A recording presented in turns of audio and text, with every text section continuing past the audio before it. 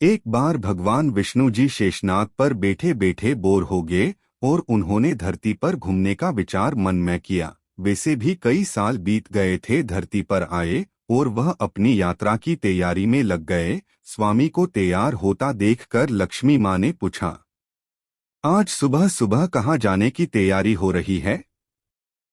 विष्णु जी ने कहा, है लक्ष्मी, मैं धरती लोक पर घूमने जा रहा हूँ। तो कुछ सोचकर लक्ष्मी माँ ने कहा, हे देव, क्या मैं भी आपके साथ चल सकती हूँ?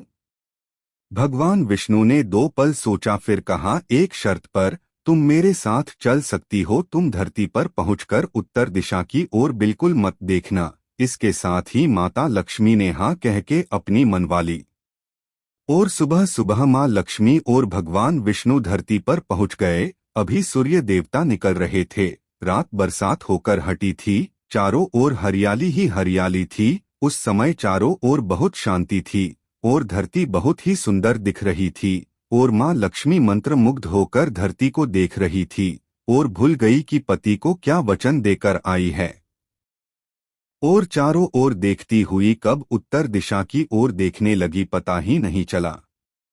उत्तर दिशा में माँ लक्ष्मी को एक बहुत ही सुंदर बगीचा नजर आया और उस तरफ से भीनी भीनी खुशबू आ रही थी और बहुत ही सुंदर सुंदर फूल खिले थे। यह एक फूलों का खेत था और माँ लक्ष्मी बिना सोचे समझे उस खेत में गई और एक सुंदर सा फूल तोड़ लाई। लेकिन यह क्या, जब माँ लक्ष्मी भगवान विष्णु के पास वापस आई तो भगवान विष्णु की आंखों में आंसू थे और भगवान विष्णु ने माँ लक्ष्मी को कहा कि कभी भी किसी से बिना पूछे उसका कुछ भी नहीं लेना चाहिए और साथ ही अपना वचन भी याद दिलाया। माँ लक्ष्मी को अपनी भूल का पता चला तो उन्होंने भगवान विष्णु से इस भूल की माफी मांगी। तो भगवान विष्णु ने कहा कि जो तुमने जो भूल की है उसकी सजा तो तुम्हें जरूर मिलेगी।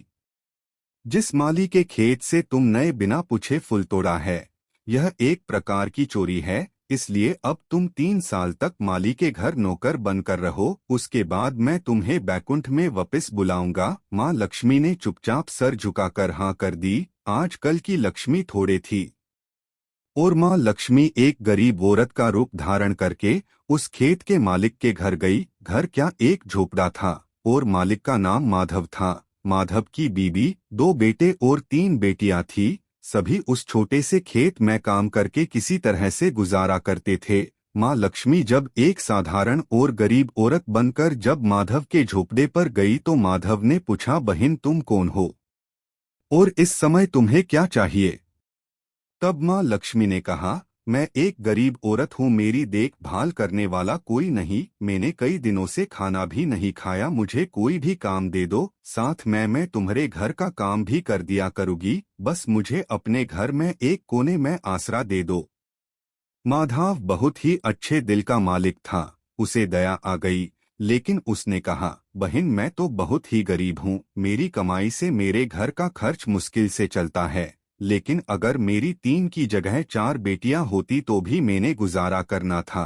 अगर तुम मेरी बेटी बनकर जैसा रूखा सूखा हम खाते हैं उसमें खुश रह सकती हो तो बेटी अंदर आ जाओ। माधव ने माँ लक्ष्मी को अपने झोपड़े में शरण दे दी और माँ लक्ष्मी 3 साल उस माधव के घर पर नौकरानी बनकर रही। जिस दिन माँ लक्ष्मी माधव के घर आई थी उससे दूसरे दिन ही माधव को इतनी आमदनी हुई फूलों से कि शाम को एक गाय खरीद ली। फिर धीरे धीरे माधव ने काफी जमीन खरीद ली और सबने अच्छे अच्छे कपड़े भी बनवा लिए और फिर एक बड़ा पक्का घर भी बनवा लिया। बेटियों और बीबी ने गहने भी बनवा लिए और अब मकान भी बहुत बड़ा बनवा लिया था।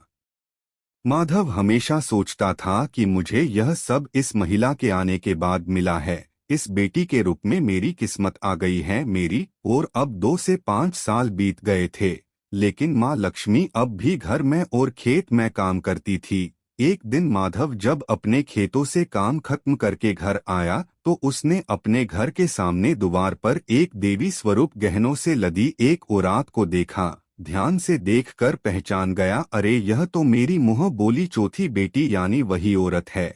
और पहचान गया कि यह तो माँ लक्ष्मी है। अब तक माधव का पूरा परिवार बाहर आ गया था और सब हैरान होकर माँ लक्ष्मी को देख रहे थे।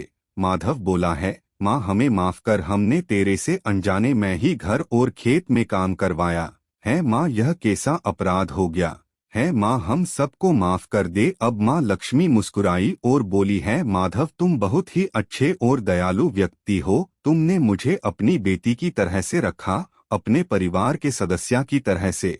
इसके बदले मैं तुम्हें वरदान देती हूँ कि तुम्हारे पास कभी भी खुशियों की और धन की कमी नहीं रहेगी। तुम्हें सारे सुख मिलेंगे जिसके तुम हकदार हो। और फिर माँ अपने स्वामी के द्वारा भेजे रथ में बैठकर बैकुंठ चली गई।